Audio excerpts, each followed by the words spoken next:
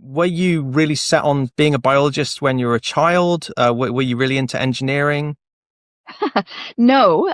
So I guess when I was a child, I think I had a scientist in me already, but I think every child does. If you're curious about the world around you, then you're a scientist. And little kids have that in spades. It's really amazing.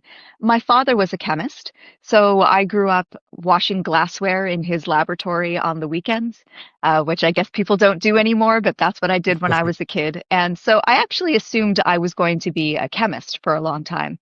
And then when I was in high school, I worked in my father's lab for a couple of summers, and it was an industrial process chemistry lab, and I spent the entire summer measuring the carbon content of water. Do you know what the carbon content of water is in a manufacturing plant? It's zero, and it needs to be zero every single day or you have a problem. And I got to the end of that second summer and I thought to myself, I don't think I can do this for the rest of my life. Like, I cannot just keep measuring zero. So that's when I was in my first year in university at that point.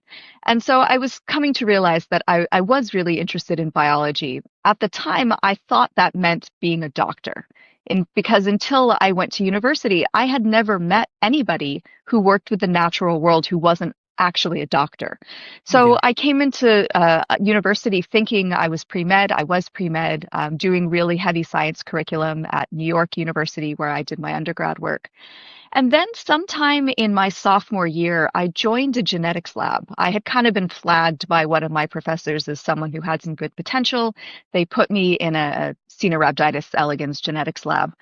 And I started to realize over the course of a year that I was more interested in the things that people didn't know than the things that people did know, which started giving me this itching feeling that medical school was really not the place for me.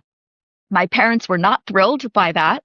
I remember my father saying to me, "Oh, just take the MCAT for fun." And I was like, "There's nothing fun about that exam." So I ended up after my undergrad going and working for a pharmaceutical company for a bit, which was really great experience in industry, getting to see what that side of things look like. And then after spending a little less than a year in industry, I started graduate school. And so I decided to do a PhD in molecular biology at Princeton. And so I started there and I did that for about 6 years. And it was a really great time to be in that field because it was just as computer science and biology and physics were coming together in really strong ways.